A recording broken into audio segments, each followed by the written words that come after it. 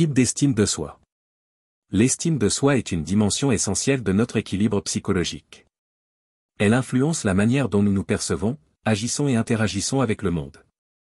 Pourtant, cette estime de soi ne se présente pas de façon uniforme. Elle peut revêtir différentes formes, appelées types d'estime de soi, qui reflètent les nuances de notre rapport à nous-mêmes. Connaître ces types permet de mieux se comprendre et d'identifier les leviers à activer pour évoluer vers une estime de soi plus saine et stable. Le premier type d'estime de soi est l'estime de soi haute et stable. Elle se manifeste chez les personnes qui se sentent à l'aise avec qui elles sont, qui reconnaissent leurs qualités sans arrogance et qui acceptent leurs limites sans se rabaisser. Elles n'ont pas besoin d'approbation extérieure constante pour se sentir valables. Leurs valeurs personnelles reposent sur des fondations internes. Ces individus sont capables d'agir avec authenticité, de prendre des décisions alignées avec leurs valeurs et de faire face à l'échec sans s'effondrer. L'estime de soi haute et stable est souvent le fruit d'un long travail d'acceptation de soi, d'expériences positives et de relations bienveillantes.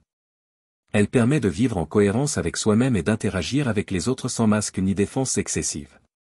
En opposition à cela, on trouve l'estime de soi basse. C'est un état dans lequel une personne doute en permanence de sa valeur. Elle se critique sans relâche, minimise ses réussites, se compare sans cesse aux autres et vit dans la peur du rejet. Cette estime de soi fragilisée conduit souvent à l'inaction, à l'autosabotage ou à la dépendance affective. Une personne avec une faible estime d'elle-même aura du mal à exprimer ses besoins, à dire non ou à défendre ses opinions. Elle cherchera souvent à plaire à tout prix, dans l'espoir d'obtenir un semblant de reconnaissance. Mais cette reconnaissance extérieure ne suffit jamais à combler le vide intérieur qu'elle ressent.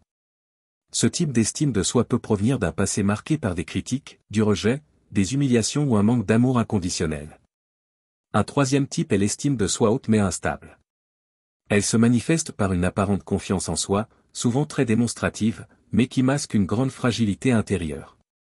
Ces personnes peuvent paraître sûres d'elles, ambitieuses et affirmées, mais leurs valeurs personnelles reposent en réalité sur des éléments extérieurs comme la réussite, l'image ou la reconnaissance sociale.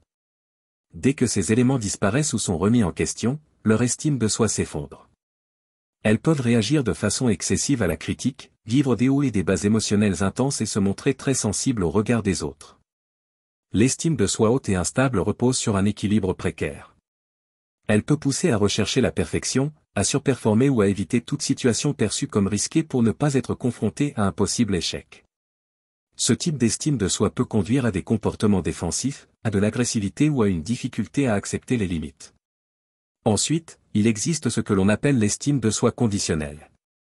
Elle dépend des résultats obtenus ou de l'adhésion à certains standards personnels ou sociaux. Une personne peut s'aimer uniquement si elle atteint des objectifs précis, si elle correspond à un idéal de réussite, de beauté ou de compétence. Cette forme d'estime de soi est souvent alimentée par des croyances comme je dois être parfait pour être aimé ou je dois réussir pour mériter l'attention. Elle peut sembler motivante à court terme, car elle pousse à se dépasser, mais elle est épuisante à long terme. Elle ne laisse pas de place à l'erreur, à la vulnérabilité ou à l'imperfection. La personne vit dans une pression constante et ressent un mal-être desquels n'est pas à la hauteur de ses propres exigences. Ce type d'estime de soi est fréquent chez les perfectionnistes ou chez ceux qui ont grandi dans un environnement très exigeant. Un autre type est l'estime de soi surcompensée. C'est une forme où la personne tente de cacher un sentiment profond d'infériorité en adoptant une attitude arrogante, dominatrice ou méprisante. Elle peut chercher à rabaisser les autres pour se sentir supérieure, à imposer son point de vue ou à éviter toute remise en question. Ce masque de fausse confiance est une stratégie inconsciente pour se protéger de la honte ou de la douleur de ne pas se sentir assez bien. Ce type d'estime de soi est souvent mal perçu par l'entourage, car il donne l'impression d'avoir affaire à une personne égoïste ou imbue d'elle-même. Mais derrière cette façade se cache souvent une blessure ancienne, non reconnue. Enfin, on peut parler de l'estime de soi authentique. C'est l'estime de soi qui ne dépend ni des éloges ni des critiques. Elle repose sur l'acceptation inconditionnelle de soi-même, avec ses forces et ses fragilités. La personne qui possède ce type d'estime de soi peut reconnaître ses erreurs sans perdre le respect qu'elle a pour elle-même. Elle se sent libre d'être qui elle est, sans chercher à jouer un rôle ou à se conformer à ce que les autres attendent. Elle vit avec simplicité, honnêteté et ouverture. L'estime de soi authentique est un état d'être qui se cultive avec le temps, en pratiquant la bienveillance envers soi-même, en développant la connaissance de soi et en osant l'authenticité. Ces différents types d'estime de soi ne sont pas figés. On peut évoluer de l'un à l'autre selon les périodes de vie, les expériences traversées et les efforts personnels fournis. Il est possible de passer d'une estime de soi basse à une estime de soi plus stable en apprenant à se connaître, à se respecter et à s'accueillir tel que l'on est. Il est aussi possible de transformer une estime de soi conditionnelle en une estime de soi plus inconditionnelle en comprenant que notre valeur n'est pas liée à nos performances ou à notre image. Pour cela, il est important de prendre conscience de ses pensées automatiques, de ses croyances limitantes et de ses besoins fondamentaux. Il faut également s'entourer de personnes qui nous respectent, nous encouragent et nous voient avec amour. Car l'estime de soi se construit aussi dans le regard des autres, surtout dans les premières années de la vie. Mais elle peut toujours être restaurée, renforcée et cultivée par la suite, à tout âge. Chaque pas vers soi est un pas vers une estime de soi plus juste.